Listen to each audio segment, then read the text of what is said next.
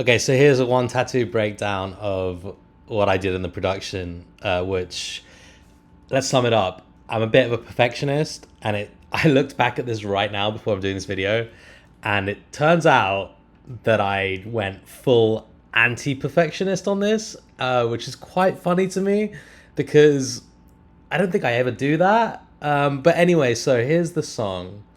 I'm just going to break down how, if you want to see how messed up my brain is with this stuff, this looks very organized right here. But if I show you all this crap, look at all this rubbish. And that's even like a condensed version of rubbish, you know? So this is what we're trying to make sense of, but I tried to organize it before this video. So I'm going to start at the beginning, and we have the vocals and two acoustic guitars. So maybe I'm a one-tattoo kind of guy. Some Arabic So the first thing is basically the vocals really nice and clean, but the guitars are kind of messed up. So it should loop here. And basically, if you look at it, when it goes back, we've got a left guitar kind of rolling, and then a right one in the other ear.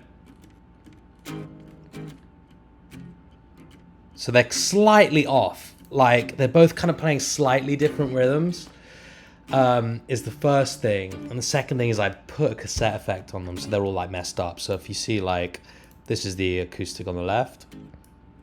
Make it central so it's louder. Put this RC20 cassette effect on it. You can hear it. This is it off. That's on. So it's like you kind of don't notice it until you turn it off, and then you're like, whoa. And I really went quite hard on it, it seems. But you kind of, like I was saying, they're playing different rhythms. You can hear that more later in the verse, I found out, where it's around here. And you go...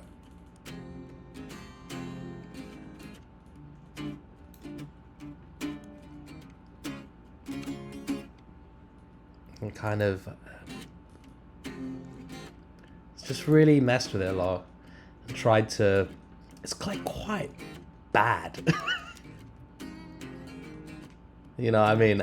So anyway, I found that quite fun. I probably should have done a bit more with that in terms of editing or making it better. Anti-perfectionist is kind of what I did. So I actually wrote this song on piano originally, and you can see some of it muted here. But like, this is kind of the piano thing I started with. This. And actually, I recorded it in a different key, and I ended up changing it down by quite a bit. So this is actually a key shifted piano. But basically, when it all comes in, it's basically that foundation of like vocal, guitars, and piano. So you can kind of hear it coming in from here. You go... this is the core.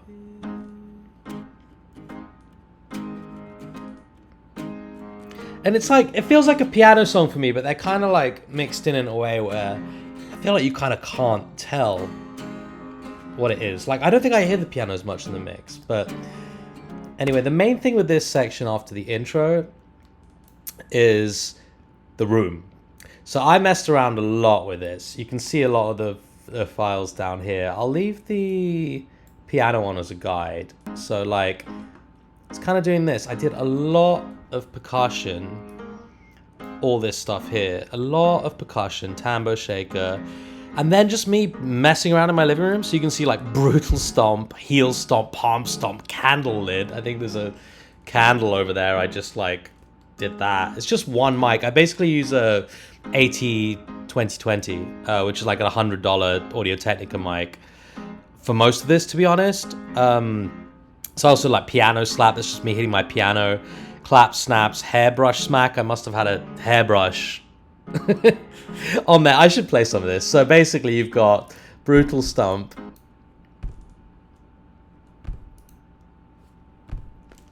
heel stomp, palm stomp. I can't hear them as much. They're kind of all blending into one thing. But then you can start to hear the snare. And it's kind of...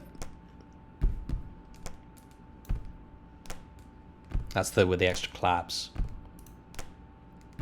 Snaps. So you can kind of hear that hairbrush smack. I mean, I can't hear that, but basically the thing that I think really brought it to life was I kind of did what I labeled as human. So I kind of just stomped around and clapped. And if you can hear quite a few layers, I've got like, where I'm just making sounds. And it's just like one mic in the middle of the room, and it's... Yeah, so like it's just me messing around. And actually when you hear it in the mix, you can kind of... you can hear a lot of that. And I got the mix back, and I was like, I want more of the weirdness. So you can kind of hear, this is all those layers. And you hear the shaker on top. Just keeping it a bit more stable, because like all of this is so messed up.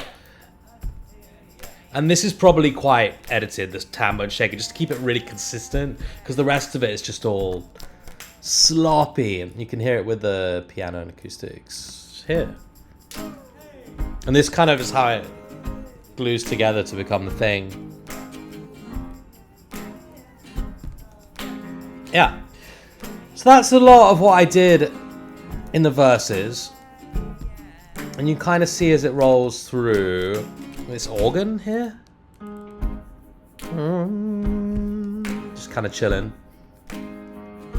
I don't think there's anything else for now. It kind of just rolls, but if you listen to the guitars, it's really crazy. That's me laughing. There you go. So then you get to the next section. And this is kind of where the arrangement changes completely, really. For me, I feel like I ripped off Don't Look Back in Anger pre-chorus for this one. It just sounds like that to me, and it never won't sound like that to me. But again, like built on piano, and you can kind of hear this is the foundation of the song. It's like, okay, a bit later. It's coming up here. Okay.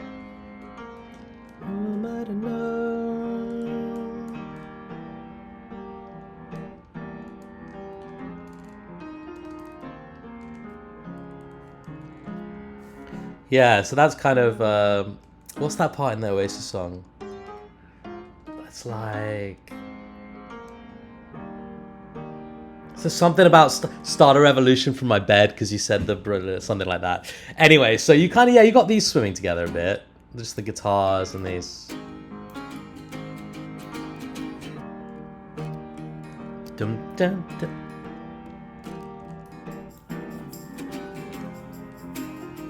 Shakers.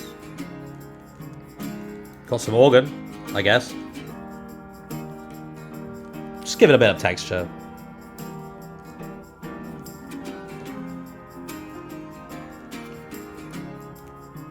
Yeah, so let's keep it just with the piano, and I'll show you some of these crazy layers. So the vocals, we'll get to that. But it seems I've got a lot of electric guitars here, so I just DI'd these to make them easier and just put some random effects on the side. So just scratches and, you know, it doesn't even sound good, but like, here's the stabby guitars.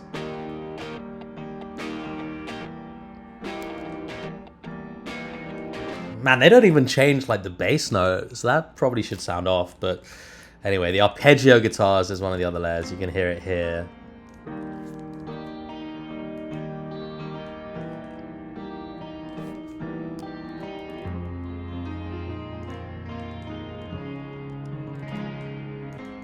That's weird. I like that. That's weird. I didn't remember that.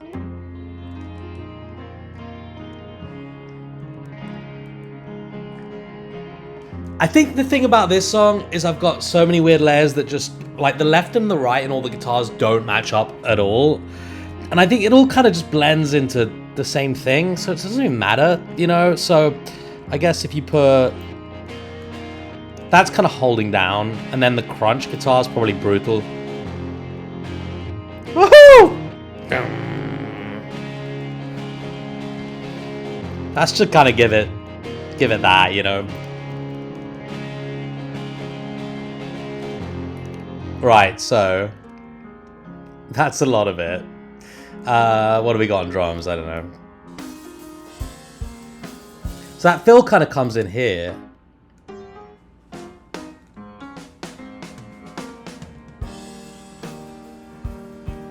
It's quite beefy. It's quite room micy. You can hear with the... I always put a crush mic. I really like that mic. It always sounds really dirty. It's basically like a... any mic, whatever I have on me, honestly. And I'll just put it like above the kick drum, kind of pointed at the... kind of down at me with the snare.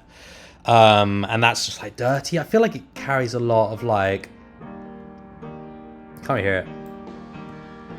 There.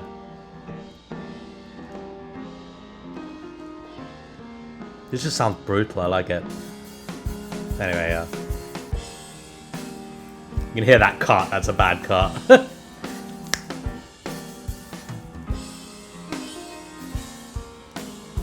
It's quite simple. I think that fill is really Ringo Starr Beatles. I think like I've just gotta accept that you hear a lot of Oasis and the Beatles growing up in England, and so this fill. It's like meant to be. That just feels so Ringo to me. It's probably tighter than Ringo because some of that stuff. But anyway, so yeah, now the coolest thing about this section, I'll say, I didn't do any of it. Ben Giddens, who was playing in my band sometimes, I asked him if he could do a vocal arrangement, and he did. And it's absolutely insane. So here it is. You can see all the ones labeled Ben through Ben. I'll keep the piano on, but like you can hear this is... Let's build it up. So we got alto. I'll put it from here.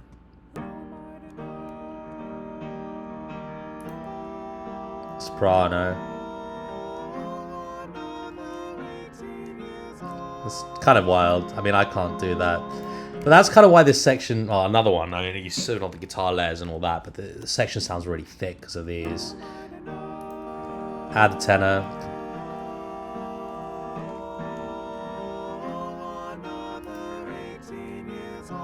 That bass one's crazy. I really enjoy that. I just want to solo that, actually, because that's fun. So when he sings this bit, I really like it. I don't even know how a human being does that. But anyway, he then sent me more. I think he might have... Hang on, let me look. Added bits. No, it's just second time round. Okay, cool. So yeah, the second time round, we have all of that again, but then there's a lot of higher stuff you can hear. So like, we'll go...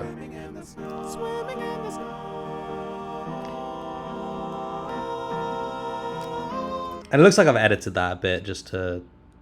What was it originally?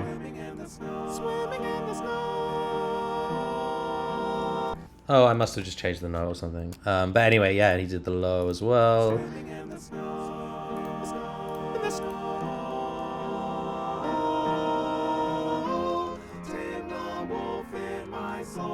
So it's kind of just... I mean, it's like pretty choral. It was quite impressive.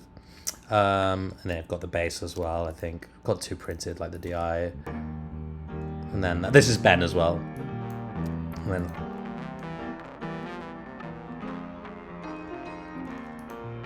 Just kind of doubled them. I sent this to the mixer. I don't know what the mixer used, but that's kind of all of it.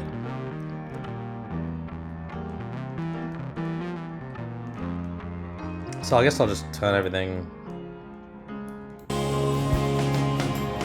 Living in the snow, the season's harsh in east Wisconsin. Take the wealth in my soul. Yeah, and it kind of leads out with that piano, really. Everything just kind of decays.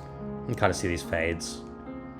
I'm not a producer. I just pretend to be sometimes. This is one of those perfect examples.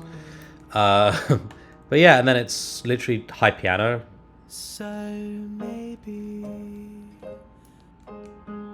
Just there. And then the guitar's all taped again. It's just like...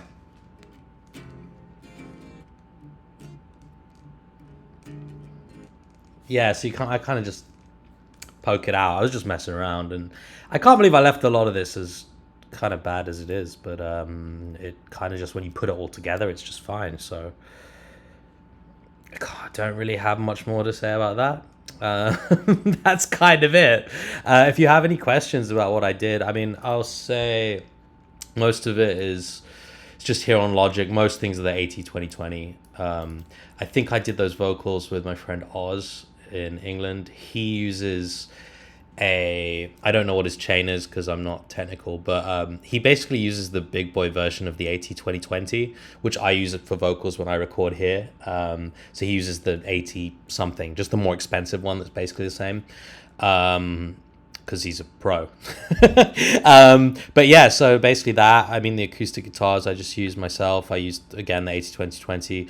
Pianos, I use Rode M5s, and then a room, I probably use the 80/20/20, and then that's it. Like, all these tracks would have been that same one mic.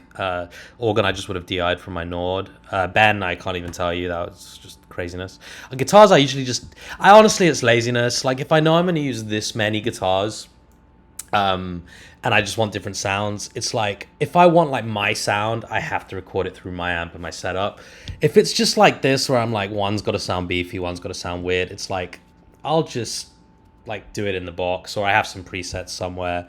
You can see some of the stuff here. It's really, I don't even need to share these settings because they're not great. But yeah, I mean, in terms of plugins as well, I'll just say, like, one of my favorites is the RC2020, RC20. I use that on a lot. It's what I used for the tape setting on this, cassette setting. I use the Minter Foundry presets that are loaded here. MF, that's Minter Foundry. This producer called Al Hug uses them. It's very cool. Yeah, aside from that, I mean, human. That's all I'm saying. Thanks so much. If this was good, this is my first time, so like, I probably could have been more coherent, but let me know, and I'll try and do them for some other songs on the album if you enjoyed it. If this worked, I hope this worked. Thanks. Peace.